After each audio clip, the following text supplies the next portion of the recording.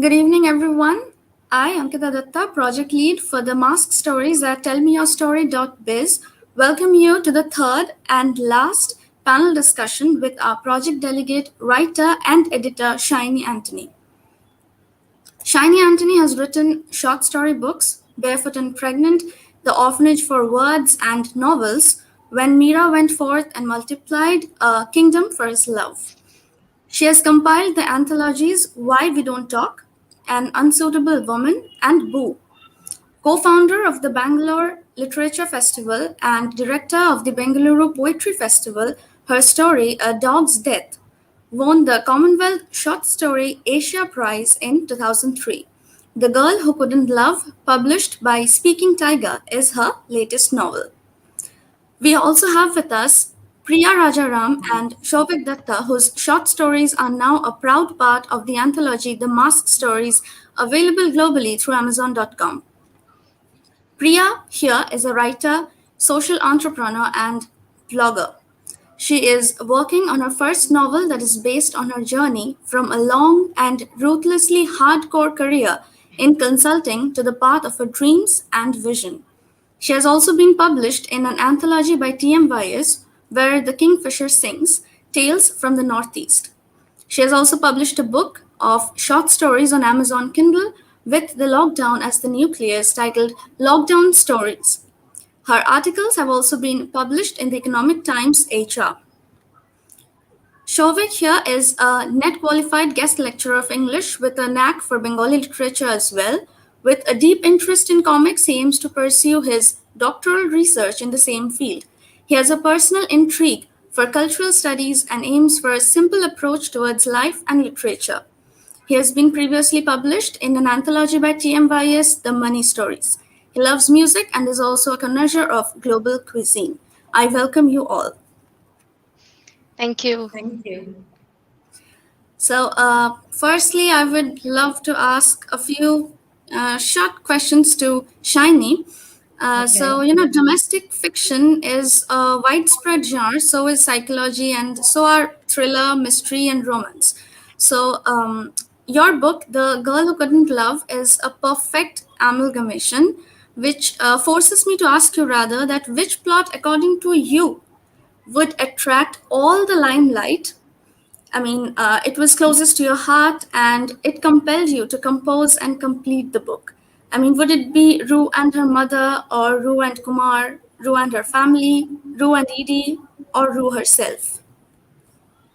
I think, thank you, Ankita. Thank you. Like I was just telling Coral, it's like there's some sign of merriment during these really gloomy times. And congratulations, Souvik and Priya. I read your stories and they were really nice. And when I say nice, I mean so, nice is such a boring word. What I mean is they were disturbing, actually, in a good way, disturbing in a way that sets a reader thinking about what is happening, and so many types of masks that you both mention in your stories. Okay. As to your question, Ankita, I feel for me, first and foremost, the most interesting thing about telling any tale is the language. Because we are looking at the medium we use to communicate. Okay. So just like I'm sure all of us, Priya, Souvik, and Ankita, and me, when we were, students, I'm sure that we were all ultra fascinated by language because we were reading, and maybe we weren't writing, or maybe we were writing, if you were like me, poorly. I was always writing really terrible poetry where moon was rhyming with June all the time. But that similarity of enjoying literature at whatever level, even if it's a poetry or a novel or a play, from maybe KG onwards and to college and beyond. I think that is what unites all of us, because we really get a kick or a high out of a particular word being used somewhere. I was reading Shirley Jackson, Haunting of Hill House, where, she mentions two men who were elaborately silent. Okay. And that gave me, from the whole of yesterday, if I hadn't read another word, I would have been happy.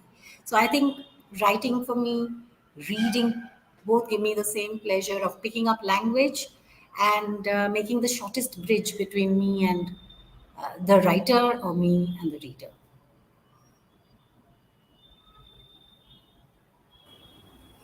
So, as you said, that language is your, main driving force, like we can say, behind your writing. So, as an author, who is your target audience? I mean, through language, who you love to communicate to the most? Um, Ankita, I wish I could say that we all have some ideal audience, in mind when we are writing, but we're all selfish people at the end of the day. We are trying to put our thoughts together. We are editing our thoughts constantly. We are actually, writers are the biggest robbers. We are always listening in to other people. We are borrowing an incident here, a word there, a sentence from here. At least I don't think I'm original. I'm just able to, whatever interests me. Even these two stories now that I've read, I've picked up certain things. Yes, they will stay in my mind. Okay, I've not by hearted the entire story, but then there are things in it where I felt, oh my god, I can't do this, or I wish I could do this. So I think, yeah.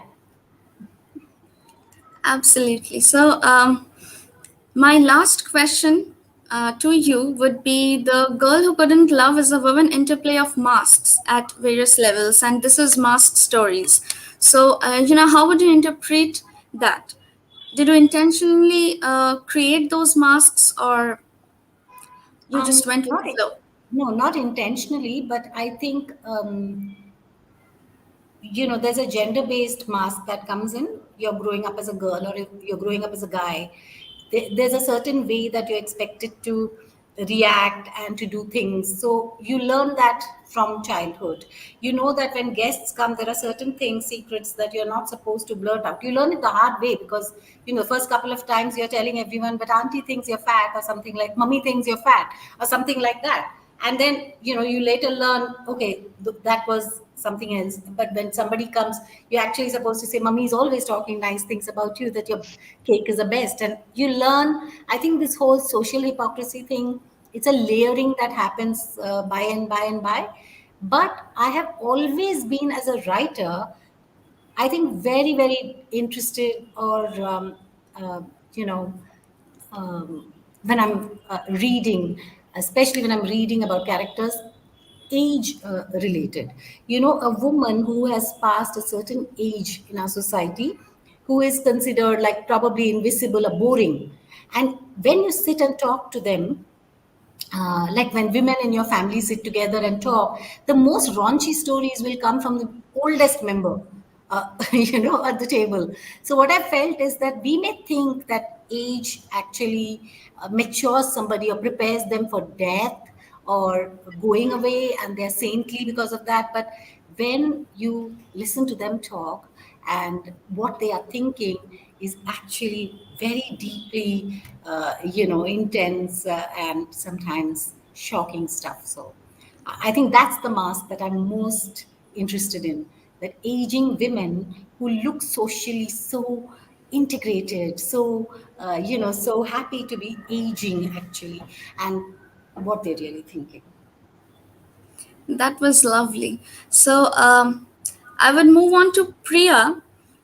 What was your premise behind the story? I mean, if you could enlighten us with a sneak peek, into the thoughts that went behind them. Why would you draft something like the story that you wrote? Sure. Thank you, Ankita, and great to be part of this group. Um, so, Kal Baishaki, it's the title of the short story, and Kolkata is my muse. Souvik and Ankita, I know it's your, a land. So I don't belong there, but always wanted to. Probably, if I had the choice in my next life, I would be a Bengali.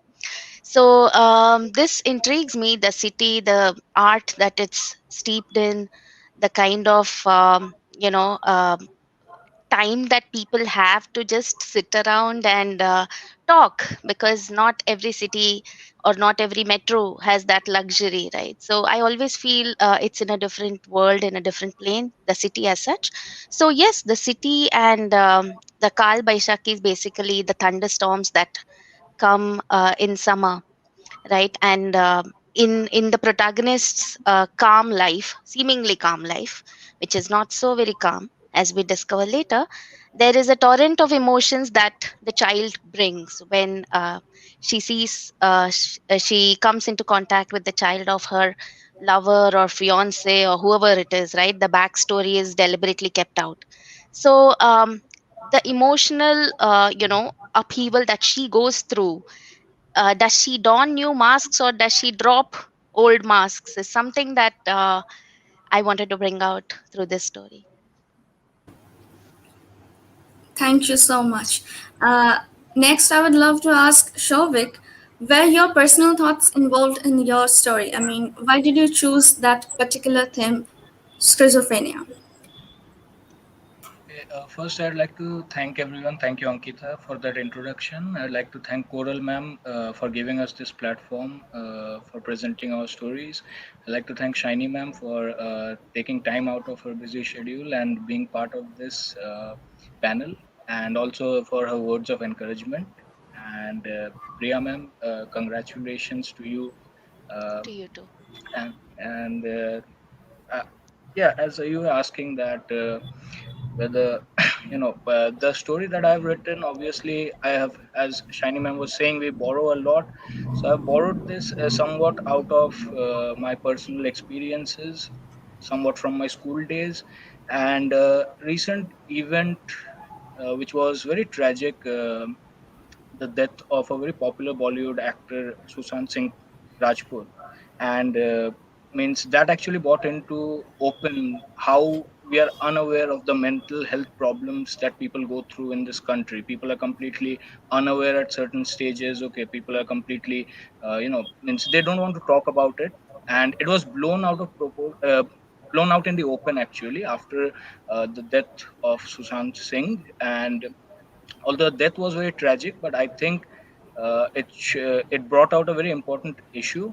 And I was trying to highlight that because throughout my life I have seen people suffering from mental health related problems, but nobody took them seriously, or people tried to only put them under one particular definition, that was mad. Okay, so I was just trying to bring out that there is something much more beyond madness in all this. That was a nice thought, I would say.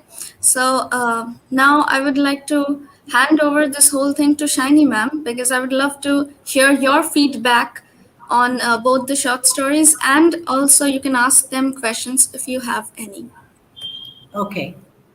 So I enjoyed both the stories, and like I know the mask is the theme, kind of, and I like the fact that neither of you has very obviously use the word mask, because just because that's a theme, sometimes the tendency is to very boldly go with the theme and that word, and then it becomes kind of overused.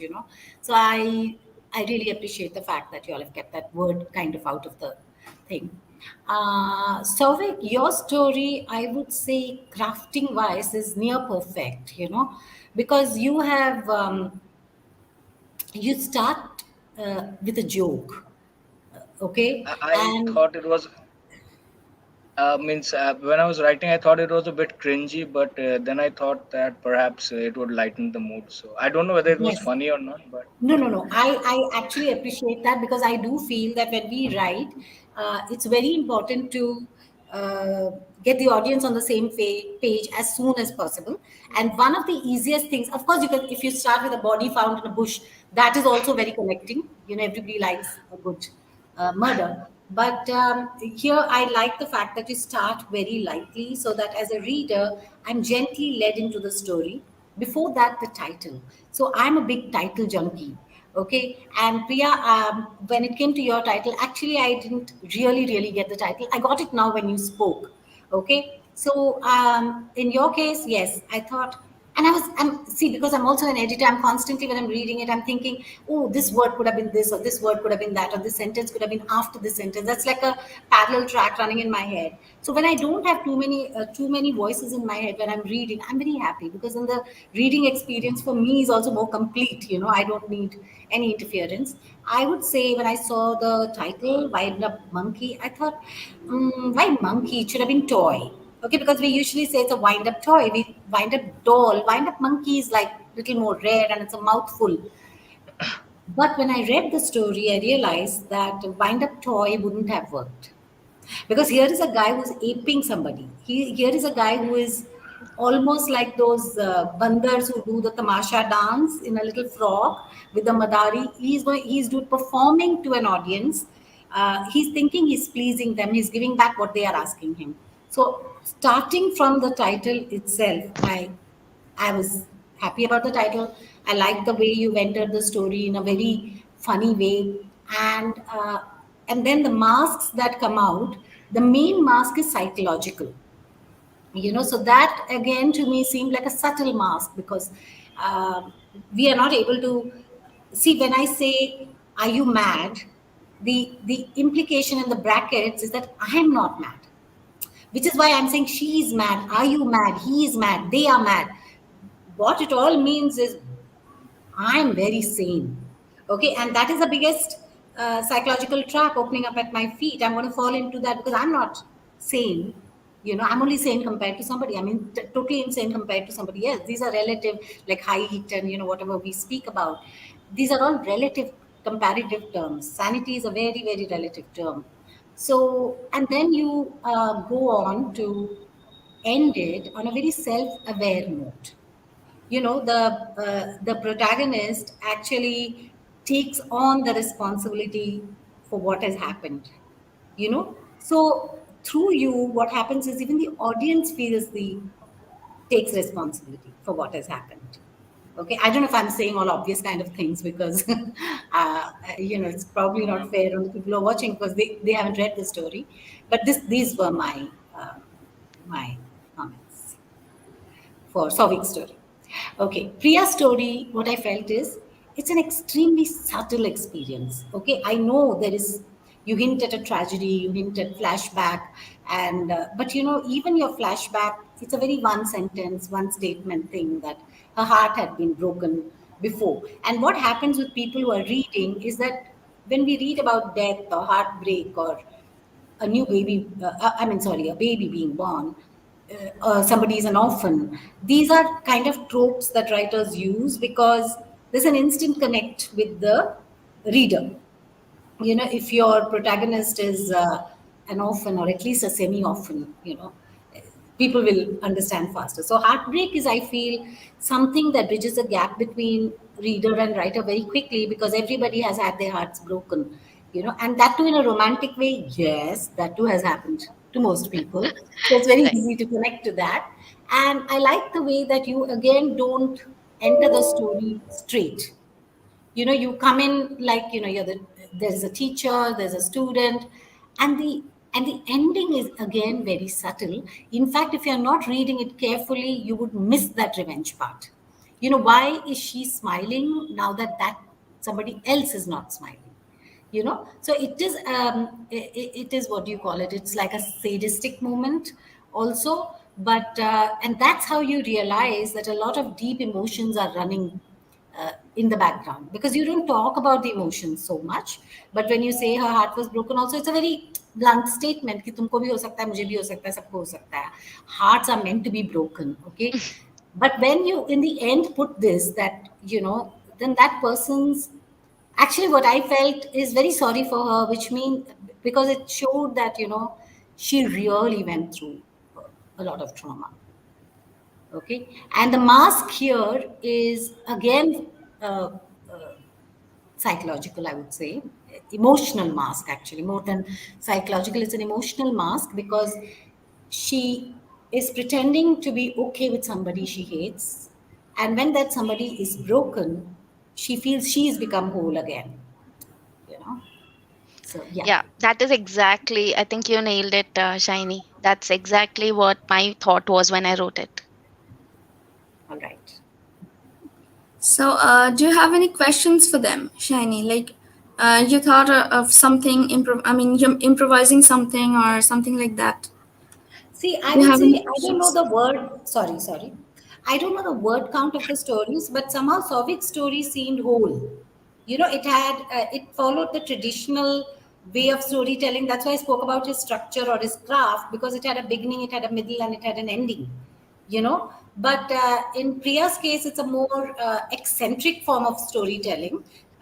There's no right or wrong for storytelling. I mean, when we are talking to people or we are saying anecdotes, there is no way of starting and ending. We do it our way, because basically what we are looking for is impact.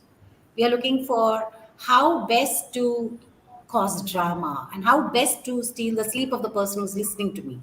So it doesn't really matter how we structure it.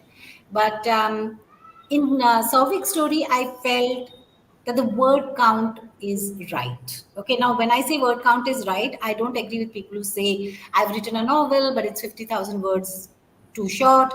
What do I do? How do I make it longer? No, I feel every story comes with a word count. Okay, nobody can tell you make the story longer or shorter. You yourself have to feel that I want to undersay certain things. I want to put on record certain things. Okay, so there's a fine balance being applied by the storyteller, the story writer constantly. So I would say that in Sauvik's case, I got a traditional story. There was a storyline, there's an arc, and there is an ending which makes me feel like, okay, I'm paying my dues. It's my fault too. Okay, it's the narrator's fault, so therefore it's my fault too. And I agree, this guy may not have lost his mental balance if he had help, and that's very clearly shown there. Priya's story is more subtle, and to me, it felt a bit abrupt in certain places. Okay. Now I cannot really, if you ask me where should I have expanded it, I don't know. So that's why I'm asking you, is the word count different, Ankita, for both of them? No, short stories are of 1200 words. Yeah, Both are the same? it's yeah. Yeah, yeah. It's the No, word mine is a count that little less than 1200. It's about 1000. So yours is 200 words longer. Sovix is 200 words longer? Yes, ma'am. Yes, Yeah. ma'am. So, but okay, then maybe it's not merely the number of words, but it's also in the telling. I felt like you're very tight with everything that you're saying. You're not going to, maybe you have a fear of giving away too much. That also happens, because it happens to me all the time, and editors fight with me before my book comes out, and they are like, we have not got it. And sometimes it's all in your head. It's all very clear in your head, but when you're writing it down, you're very miserly with what you're putting out there, because you do not want to oversay. uh, you don't want to over do the Yeah, storytelling. I was very worried about show not tell. So Yeah. I followed that adage too strongly. Yeah, yeah. I just felt like um, a little bit more, and I'll tell you where. When you have a child in the story, okay, because he also had a child, who, of course, we meet as an adult, but we also imagine him as a child going through such a bad time. When you have a child, you have a golden opportunity to net the reader. Okay, anything happens to the child, the reader feels it here. Okay, so I feel you kind of underutilized The the child boy, philosophy. the child. Yeah, but I appreciate the fact that you didn't give us a close up of the story, because that could have also shattered that whole delicate thing that you were doing. And in the end, when the child stops smiling and has no interest in the particular lesson or language, I think that's also touching. That is touching. So the fact that you didn't use too many words towards the end, I feel it works for you. It's not that it didn't, but somewhere I felt like, I would have liked some more sentences to take me that side. Yeah, I will reflect on this, Shiny. Thank you for this feedback. I may not be right. I will still reflect on it. Okay. Yes, Ankita. yes. So, do you have any questions for Shiny? Yeah, a Priya? lot. I don't know where to begin, but I know we're running under a time schedule. It's So okay. You Shiny, can. what's your book about? The Girl Who Couldn't Love. Yeah, This the latest one that one. I spoke Yes. about. Oh, I really just love my book. There are very few uh, stories that I write and I like, but in this, that whole obsession I had with the aging woman wanting to do her own thing, I just felt that uh, uh, it got written better here. So my book is about like this middle-aged lady who is living with her mother. And by the way, since you're all talking about Bengal, my heroine is called Shinie. I think she Yeah. has a power outage. Yeah. Yeah. Okay, it's fine. So let us just talk about your stories. So, did you both read each other's stories? I read Souvik's story before the Yeah, yeah. session. Yes. So, what would be your take on Wind Up Monkey? I think it's very painful, Souvik. So usually I'm, very dramatic person. So I get touched 20 times more deeply than probably any normal person. But I think the language, the way it was written was starting. It was frivolous. It appeared frivolous. But when you go through, right? I think that now I understand why it was written that way. It's such an oxymoron, the way it's written and what you're trying to say. Loved it. Thank you, ma'am. Thank you so much. So, what would be your take, Shavik, on Priya's story? First of all, I'd like to say that means I absolutely love the fact that although you're not from here, means you're not from West Bengal, but still you have chosen means something that is related to this area and written about that, because I feel that you know we have a lot of unexplored space left in our writing areas actually, and we don't do that. Means we try to, or we tend to write about things that we see around us. So person from West Bengal is not writing about the Northeast. A person from Punjab is not writing about the South. Okay, so that was one of the things that struck me. First of all, that they had chosen something that was outside your forte and outside your comfort zone, and you have written about that. So that was a wonderful thing. Secondly, I will say that your language is very smooth actually. I mean, it's very free flowing. There are parts or there are times when I'm writing, I reread my writing and I feel stuck. Means I'm like, this is not going well. Okay, it's not very smooth, or the reader might get stuck while reading this, but that does not happen in your story. It's very smooth. It's very free flowing actually.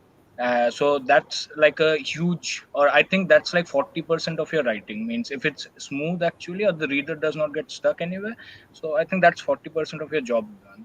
And lastly, the sort of like tabooish type of thing that you have tried to discuss, I think that is somewhere getting lost over time. Means we are getting more and more aware of ourselves, or people don't speak out on a lot of things nowadays, because as social media has developed or emerged, people are very fearful of what they say, because you have all this cancel culture and all this that is going on. And I'm not on social media, so I'm not very aware of all of these things, but I hear about all of this, especially in the Western media. I hear about this cancel culture and all that. So people generally don't talk about taboos as openly as they used to do. Means nobody talks about same-sex relationships as openly, I think, as Ismat Chuktai did back in Lehaf. Okay, that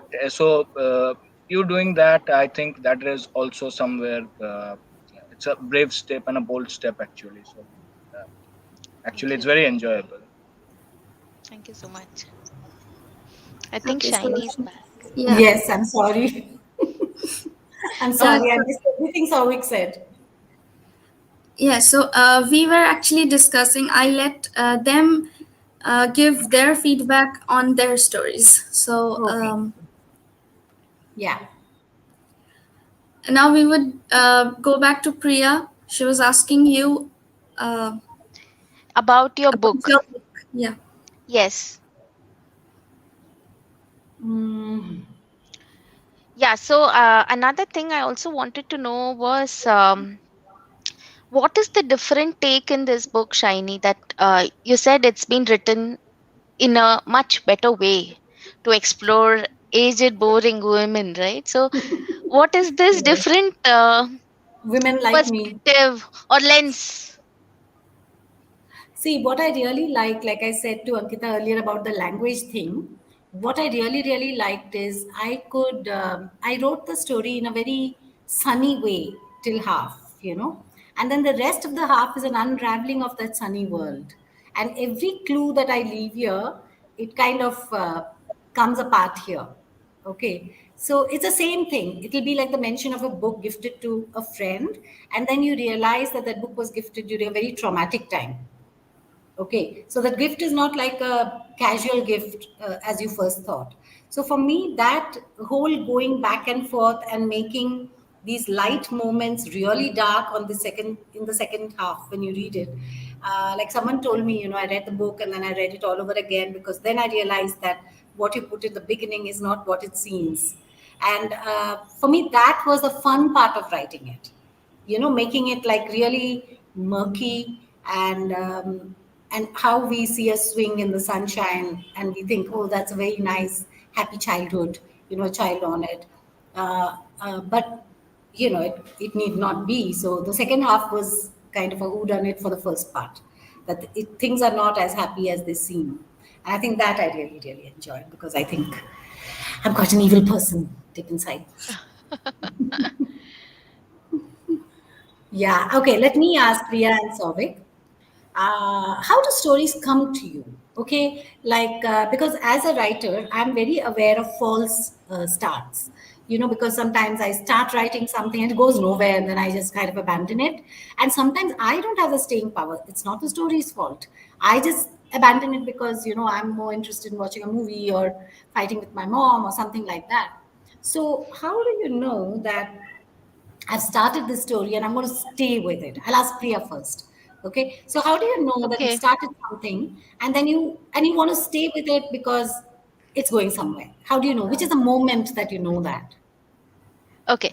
So, for one of my short stories, which I wrote as part of another collection, I wrote a story, and it was about Kamakya, the Yeah, goddess. I've been there. Yeah, yeah. I've been to the temple. Yeah. Yeah. So I wrote it, and I hated it. I rewrote it, and it was completely different story. So I do not always stay with my initial premise. I feel free to junk it and totally take a 360. Yeah, but then do you still use the source material that you started out with, or you just may throw it away may or because may not. I just junk it if it's going nowhere, because um the more I if I feel it in my head that the story is there, I work on chiseling it and shaping it and giving eyes and ears and glitter and all that. But if I feel it's going nowhere, then maybe that story was not meant to be created by me, so I just give it So a do you goodbye. have a file like I have a file, like I think I've called it Trash trash or file. something. Yeah.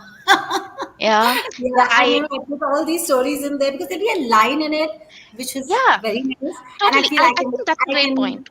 yes, I can steal Re from myself in the Borrow future and that. take that and put it Correct, somewhere correct. else. Yeah. Yeah, so I archive all my stuff so that, like you very rightly said, I think there are there are gems in that which probably Yes. didn't get used. Maybe will get used in the Yes. future. Yeah. Yes. Yes. Yes, Souvik. How do you know when a story is working? I don't actually decide whether it's working for me or not until unless I've completed it. Means if I start writing something, then I'll complete it, and only at the end do I get to know myself that whether it has worked out or not.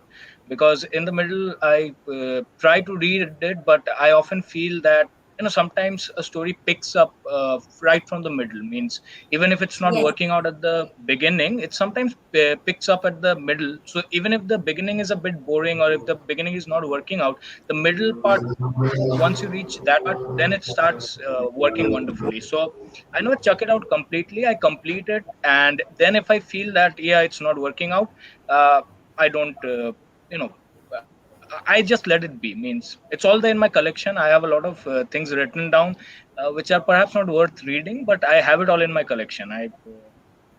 It's just a gut feeling which I go with. Okay. For me, I think sometimes, I'm writing something which I'm supposed to write, and I've given it a lot of thought and, created some kind of drama within. But then some other story, stray line starts to appear in my head, and that becomes so insistent that I sometimes never end up writing this particular story. Uh, I'm very unfaithful that way. So then I just go with that story, and then I'm very happy with that one because I think sometimes there's no pressure. We create self pressure. I've started a story and I'm going to end it. And that's sometimes like a gun to your head. Whereas that story where you're just having fun sometimes just becomes the actual story. I don't know if that happens to both of you, but Yeah, for it me, yeah, does. most of my writing is the one that is, I'm not writing. What a lovely way to put it. How much time did it take for you, Shiny, to write this book, the 5 days. latest one? 5 days. Five days? The girl who couldn't love took Yeah. me 5 days. Yeah. Are you Yes. kidding? No, I'm not. That You was know, fast. Priya, that's because, people think that we're writing a story when we actually sit down to write it or type it, but that's not the truth. Stories actually get written, inside your head when you're going about your life and watching something, talking to someone. Constantly you're defining something and you're not aware of it, because both of you, like I said, having a child protagonist in your stories, it's a huge thing. Even in The Girl Who Couldn't Love, you saw it on the cover, it's a 4-year-old child. Yeah.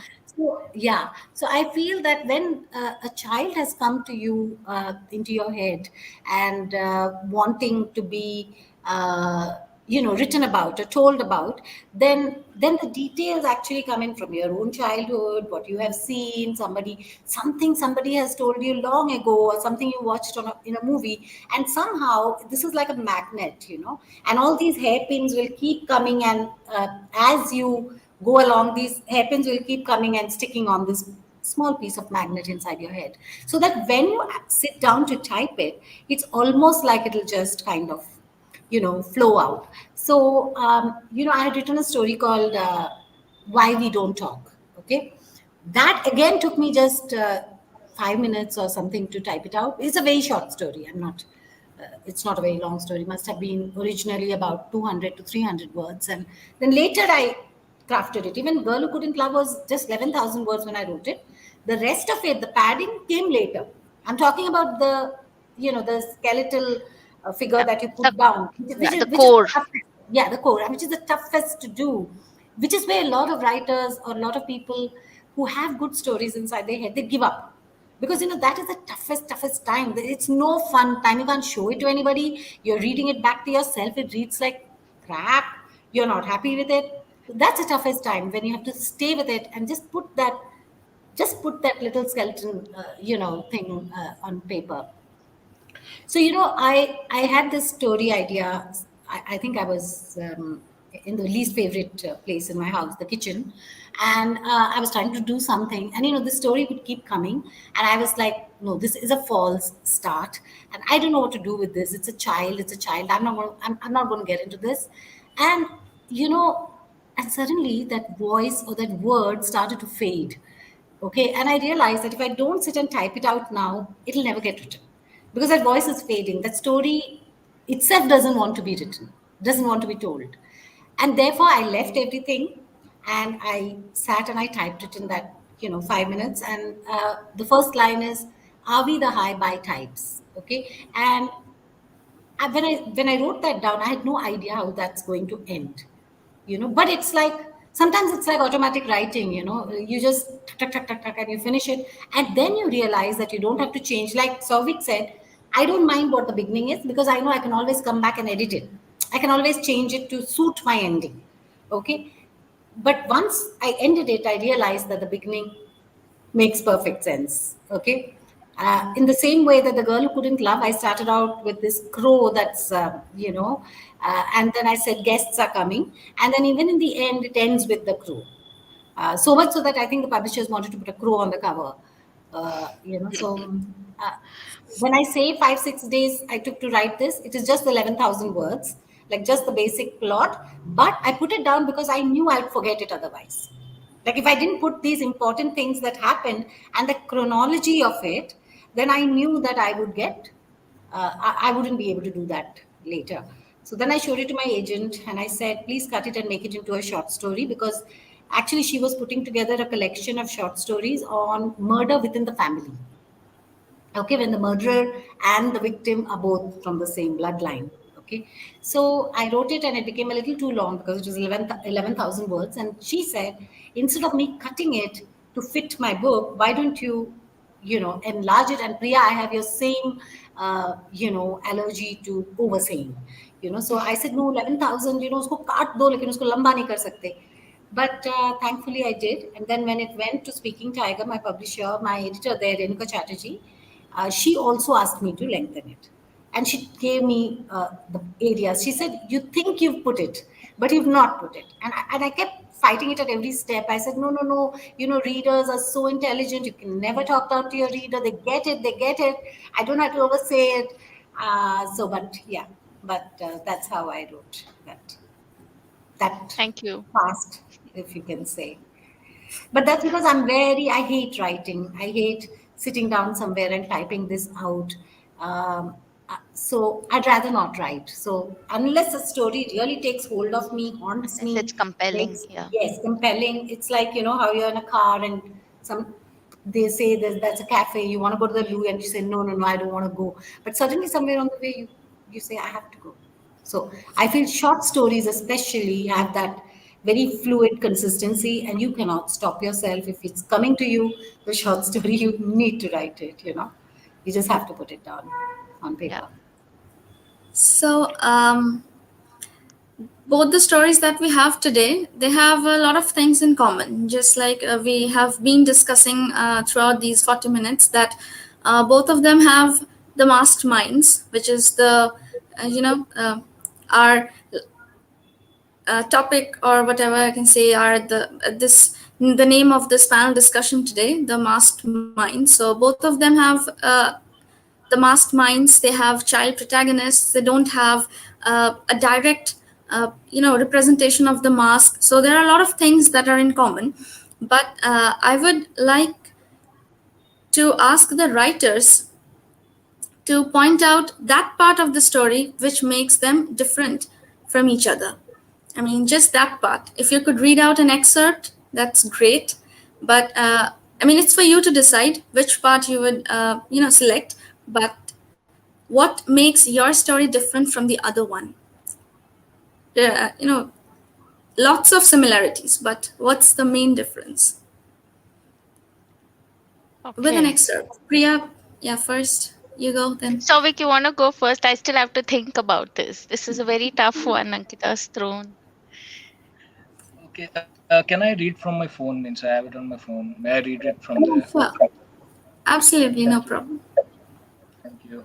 So, I know there has been a mention that I have, or as Shiny Ma'am was pointing out, that we have not mentioned mask in that sense, but I have actually in one part, because I'd just like to clarify this. Ma'am said that the audience is clever enough to understand for themselves. You don't need to, pinpoint everything out. But I have to contradict that in certain aspects, because I think that there are certain places where the audience does not always pick up. Okay, and I don't want my message to get wasted because the audience does not understand one small part. So there's this small place where I've mentioned mask in that sense actually. So I'd like to read out the conclusion actually, and why my story is called Wind Up Monkey. So people have always treated me as a toy monkey, and this is my sort of like my wind up monkey talking. People have always treated me as a toy monkey whom you keep winding up to make it do tricks. But the problem is that the key is now broken, and there is no way I can stop myself. I was grasping for words when Bijoy said, "So, what do you think of this new phone?" That night I had a dream. A young Bijoy standing all alone. Then one by one we started surrounding him, led by his father. We took away his identity from him and instead forced him to wear prosthetic faces. He looked sad, angry, scared, happy, worried, all at once. The man with many faces. He looked absolutely bonkers as we all laughed at him. I woke up. 3:27 Saturday. Could we have changed the outcome of that story? So that is my conclusion actually, and through that I actually wanted to point out that you know when we have people who suffer from mental health problems, we want them to become what the society likes. The society has chalked out certain things that we must do, we must not do. Society dictates us to do certain things, and as long as someone is not doing that, we force that person to walk on the tracks that society has decided. So we keep treating him like a monkey, make him do tricks that we want him to do, and one day when the key gets broken, we say that this person is absolutely bonkers, absolutely mad. So that was my conclusion basically. And So, okay, so Sure. that would be where Wind Up Monkey differs from Kalboshaki. So, that could I be. feel so. Now, yeah, so I would like to ask Priya if that's right. It is. I think I now remember the prosthetic face very well. It's kind of, I read it thrice, in fact, the last paragraph. Um, I think the other aspect in which these two stories differ is, like Shiny also pointed it out, the backstory is told more or exposed more in Souvik's story, whereas it's totally kept oblivious in mine.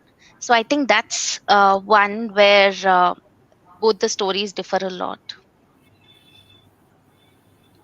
Yes, absolutely. And one thing that I myself, while reading the story, I mean, both the stories, I thought that in Wind Up Monkey, Bijay is forced to lose his mental balance, or that thing, but in Kalboy Shaki, she was not forced. I mean, it was kind of her choice to uh, deal with the situation in the way she dealt it with.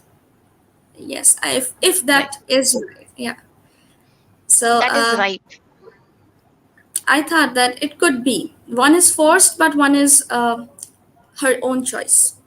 Yeah. So Shiny, do you think these are the similarities and the differences? Could you point out anything else? I feel, see, it's not important that we write in the first person or in the third person, okay? Uh, but sometimes we go with the narrator. You know, we are so whatever they say. Of course, the first person is the easiest. I mean, if I say I am standing in a marketplace and the bomb has just gone off or something, I know that there's an immediate connect because I'm using the first person. In Souvik's story, that connect is very quick and the ending is very self-aware. Okay. Whereas in Priya's story, it's a darker tale. Actually, it's a darker tale because you're being, happy about uh, something tragic in somebody else's life, but she has put it in a very, how do you call it? It's a long shot. It's not that I'm part of that whole thing. I'm not part of that painting, but I'm watching it from far because I can see it. Okay, so and so enters, so and so exits, all of that. In Sauvik's case, we travel back with him to wherever he's going to meet that guy. And even the way they say chai wale ke paas milenge and all that, immediately we are also thinking, there's a chai wala next to us. So that narrator's voice in Souvik's story, and the third person kind of account in Priya's story, to me that's the major difference, and that's a decision both the writers took. That we will, he thought that I will take the reader along with me, make them feel what I want them to feel. And Priya said, I'm going to surprise them. I'm going to have an ending in which the reader will be polarized. The reader will be like, am I with this person, or am I not with this person? I think that's a great point, Shiny. I think when we all sit down to write a story, we decide the voice. And I always deliberate between both the voices. I'm sure all of you do it as well. And sometimes I write a portion and then write it again in the third person and see which is more pulling. And then I stick with that. But it's a tough choice always. No, and what you have done is you have made a sympathy person out of the child, because you've taken that hands-off approach. If you had been that woman, we would have felt her heartbreak, and we would have been totally on board with her very, let's say, different teaching methods. We would have been on board with that. But because you gave us that distance, we could see it as, okay, it happened. It's something that happened. You know. Yeah, that's also true.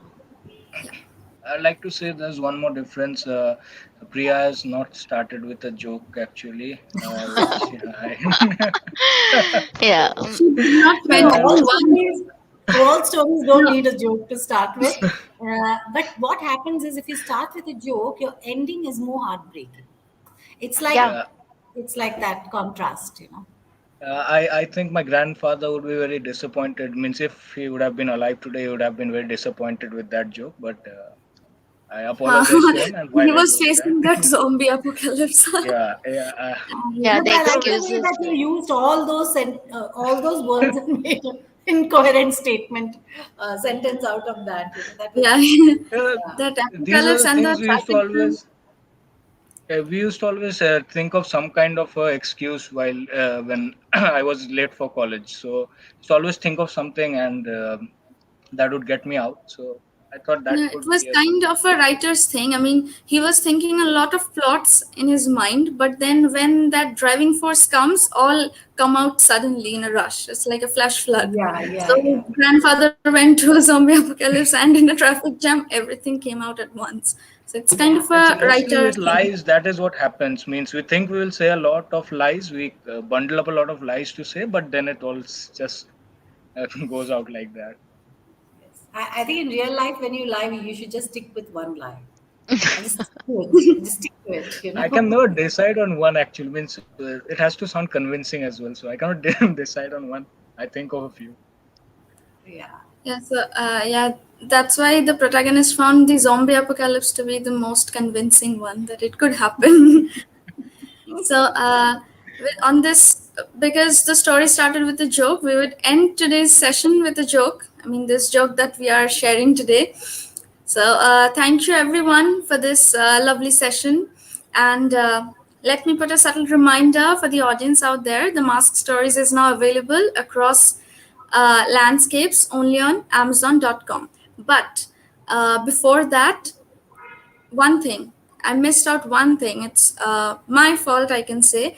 I asked Souvik and Priya to read out excerpts. I did not ask Shiny to do that.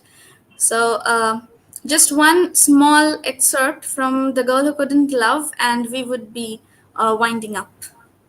Let me try and think of some sentence from uh, some other story books of mine. One is, perishables like love and lust are best refrigerated in marriages.